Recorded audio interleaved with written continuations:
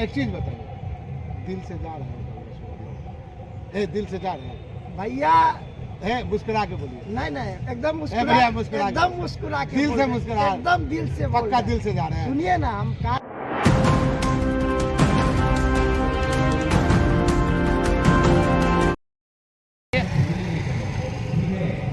नमस्कार। आजकल चर्चा जोरों पे है जब से पप्पू यादव ने अपनी पार्टी के साथ कांग्रेस में विलय कर लिया है। और उन्होंने कहा था, जब विलय हो रहा था तो स्टेज से कहा था कि हम जहां जाएंगे, मेरे कार्यकर्ता इतने समर्पित हैं, वो भी मेरे साथ कांग्रेस की सदस्यता ग्रहण करेंगे। तो तलाशते तलाशते पप्पू यादव का एक सिपा सालार हमें मिल गया यूनिवर्सिटी में, विश्वविद्यालय में। यहाँ मैं आया हूँ और बात करूँगा कि तेरा क्या होगा भाई। देखिए, सबसे पहले तो मैं अपने नेता पप्पू यादव जी के इस निर्णय का हृदय की गहराइयों से स्वागत करता हूँ। वर्तमान परिस्थिति में जो संविधान, लोकतंत्र की रक्षा के लिए और देश के आम आवाम, चाहे वो किसान हो, गरीब, मजदूर, जवान, महिला, नौजवान, छात्र, इन सभी के रक्षार्थ के लिए हम इस निर्णय को समझते हैं। और माननीय पूर्व सांसद पप्पू यादव जी का जो राजनीति का अभिप्राय रहा है, वो सेवा, संघर्ष और मदद का रहा है। सुनिए ना, अभी आप अपनी बात कीजिए, उनको पूरा हिंदुस्तान जानता है और सब लोग जानता है कि पप्पू यादव चीज़ क्या है, वो बताने की थी। हम पूछ रहे हैं आपका भविष्य कैसा होगा।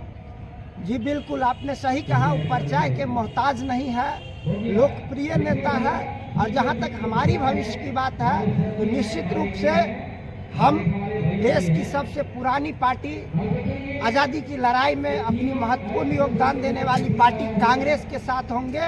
और उनके साथ जो वर्तमान परिस्थिति देश में है, जिस तरह की समस्याएं हैं, जो व्यवस्थाएं हैं, उसमें हम बदलाव की दिशा में, उस राजनीति में अपनी योगदान देंगे। और हम लोग अपने नेता, देश के नेता राहुल गांधी के साथ उनके संघर्ष में कदम से कदम मिलाकर चलने का काम करें। मतलब कि जब अपनी पार्टी बनाने के बाद आप लोगों को कहीं कोई जगह नहीं मिली तो कांग्रेस का दामन थाम लिया।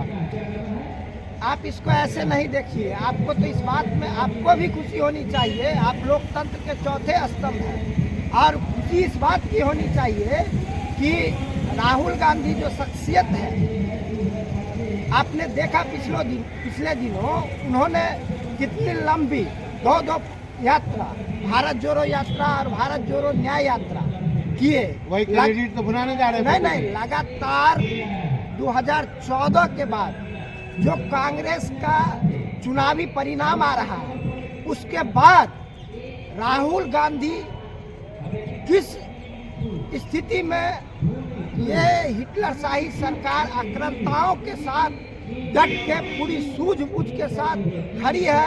और संघर्ष का जो उनका जो योगदान है, उसको बयां नहीं किया जा सकता है। तो जब एक राहुल गांधी पूरे देश स्तर पे संघर्ष करने वाले नेता, और बिहार में अगर कोई लोगों के लिए, आम आवाम के लिए अगर मदद की बात हो, संघर्ष की बात हो, तो उसमें सबसे पहला नाम पप्पू यादव है।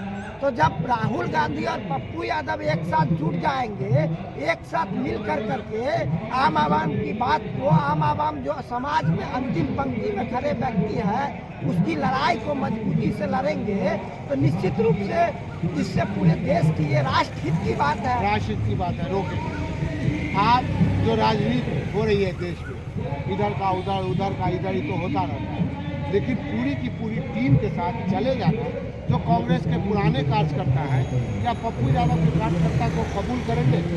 उसे कोऑर्डिनेशन बना पाएंगे या आप लोग बना पाएंगे? देखिए, जन अधिकार पार्टी और पप्पू यादव के कार्यकर्ता अगर जाना जाता है तो संघर्ष, सेवा, मदद के लिए जाना जाता है। तो निश्चित रूप से जो कांग्रेस की आइडियोलॉजी है वो हमारे कहीं ना कहीं हमारे साथ है और हमारी आइडियोलॉजी कांग्रेस की आइडियोलॉजी है। तो इस स्थिति में जब विचारधाराएं मिलती है तो निश्चित रूप से सब लोगों का समायोजन होगा। अच्छा, एक सब चीज़ लोगों ठीक, को वहाँ ठीक, रखा ठीक। जाएगा। एक चीज़ बताइए, इस बात की पूरी ठीक, गारंटी है। ठीक है सर। अब एक चीज़ है, हमको नहीं मालूम है यहाँ के बिहार के प्रदेश अध्यक्ष कौन है कांग्रेस के? बिहार के प्रदेश अध्यक्ष अखिलेश बाबू है। अखिलेश सिंह।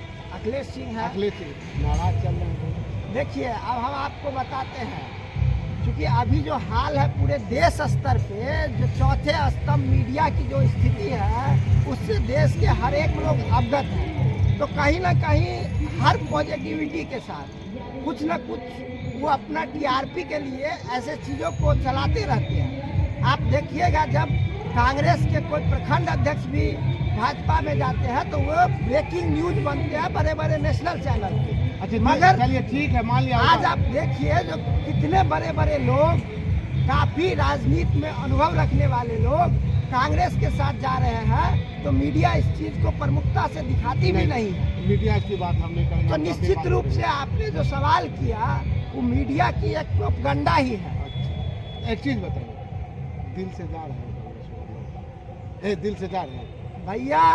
है, मुस्कुरा के बोलिए। नहीं नहीं, एकदम भैया मुस्कुरा के। एकदम मुस्कुरा के दिल से बोल रहे हैं। मुस्कुरा। एकदम दिल से बोल पक्का रहे हैं। दिल से जा रहे हैं। सुनिए ना, हम कारण बताते हैं। देखिए, राजनीति का अभिप्राय जितना मैं समझता हूँ जी। समाज सेवा से है। जी हम पॉलिटिकल साइंस के स्टूडेंट भी रहे हैं। जी वेलफेयर स्टेट की कल्पना मैंने किताबों में पढ़ा है। जी।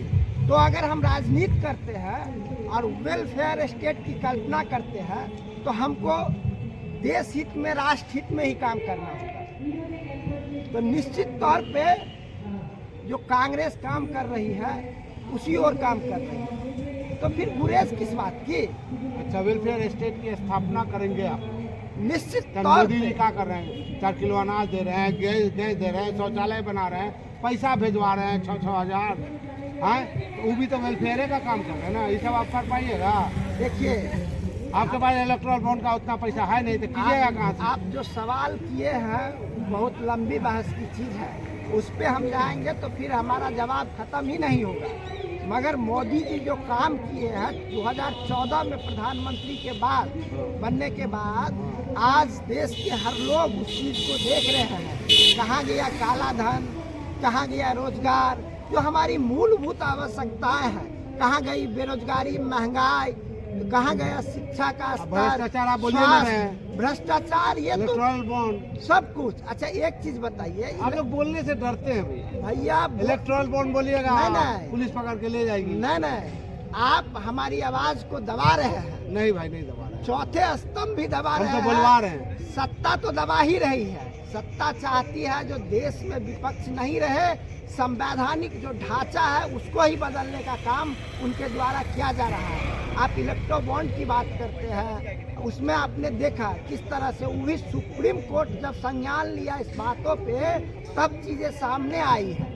और इस प्रकार से 14 के बाद जो नरेंद्र मोदी का कार्यकाल रहा है और जो सत्ता का दुरुपयोग है, इतने निम्न स्तर में जाकर के भारतीय राजनीति के इतिहास में आज तक सत्ता का दुरुपयोग कोई व्यक्ति नहीं किया होगा। ये मैं देश के एक युवा, एक नागरिक होने के नाते पूरी स्पष्टता के साथ कहता हूँ।